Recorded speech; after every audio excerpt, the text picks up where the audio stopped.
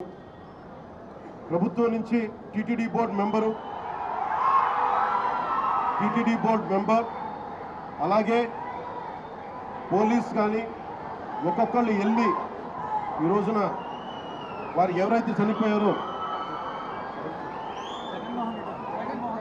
ఎవరైతే వచ్చారో వాళ్ళందరికీ క్షమాపణలు చెప్పాలి, వారికి సంతాపం ప్రకటించాలి, వారి స్థాయిని మనకి ధైర్యం కల్పించాలి. అలాగే చనిపోయిన వాళ్ళకి మనకి ఎక్స్గ్రేషియాతో పాటు అది ముఖ్యమంత్రి గారు మాట్లాడతారు. అది అలాగే జరిగిపోయిన వాళ్ళకి క్షతగాత్రులు అయినందుకు వాళ్ళకి ఎక్స్గ్రేషియా కానీ ఇవన్నీ ప్రకటిస్తాం. వీటన్నిటికంటే కూడా లోపల నుంచి జరగాల్సింది ఒక ప్రక్షాళన అయితే జరగాలి.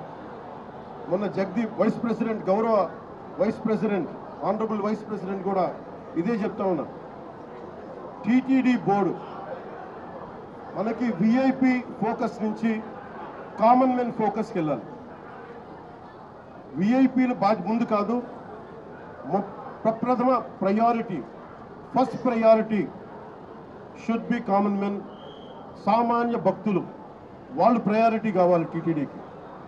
ఈఓ గారికి కానీ అడిషనల్ ఈఓ గారికి కానీ నేను మీకు ప్రత్యేకించి తెలియజేస్తున్నా, విఐపి ఫోకస్ నుంచి సామాన్యంగా వచ్చే భక్తులు ఫోకస్ అవ్వాలి. ఇది మటుకు కరెక్ట్ చేయాలి. ఎందుకంటే 9 గంటలు 12 గంటలు 8 గంటలు ఇది తప్పు. ఇది సమూలంగా ప్రక్షాళన జరగాలి.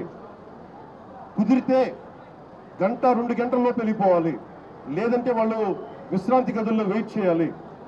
ఇది టీటీడీ బోర్డు పాలక మండలిలో కూడా నాకు తెలిసిన సభ్యులు అందరికీ తెలియజేశారు. కానీ దాని మీద ఎందుకు యాక్షన్ తీసుకోలేదు, ఎందుకు క్యూ పద్ధతిని పాటించలేదు, వీటన్నిటినీ కూడా మనకి ఎంక్వైరీ జరుగుతూ ఉంది.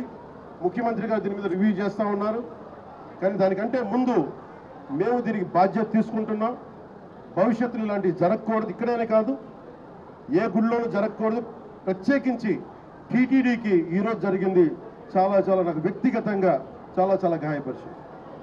చాలా భరించలేని బాధలు ఉంది నాకు.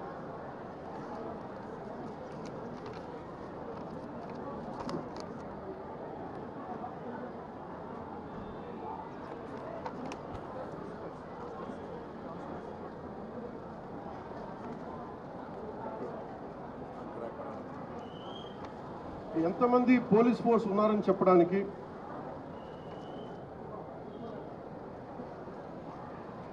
తక్కువ పోలీస్ ఫోర్స్ లేదు.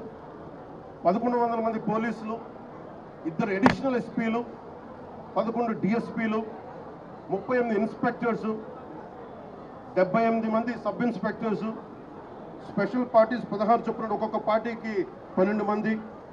ఇవి కాకుండా 9 మంది తహసీల్దార్స్, మండల ఎగ్జిక్యూటివ్ మెజిస్ట్రేట్స్, మొత్తం 9 ప్రదేశాల్లో 94 కౌంటర్లో ఈ వైకుంఠ ఏకాదశి పర్వదినాన్ని పురస్కరించుకొని ఈ టికెట్లు ఇచ్చే పరిస్థితులు ఇంత బందోబస్తు చేసినా కానీ ఇలాంటి దుర్ఘటన జరగటం చాలా బాధ కలిగించింది.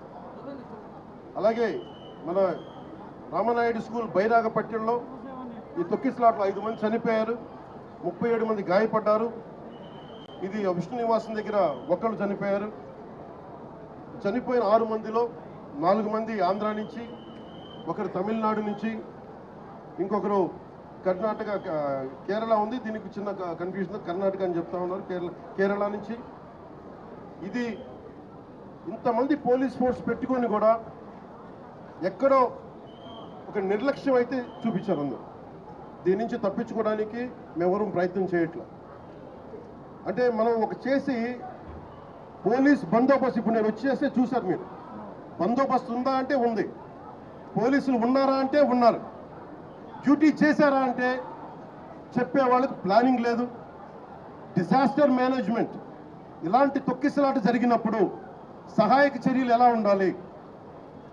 నేను ఈవో గారికి కూడా ఈ రోజున, ఎందుకంటే ఇది లోపల 4 గోడల మధ్య కూర్చొని ఆలోచించేది కాదు. ఈరోజు రాష్ట్ర ప్రజలు బాధపడుతున్నారు, 6 మంది చనిపోయారు.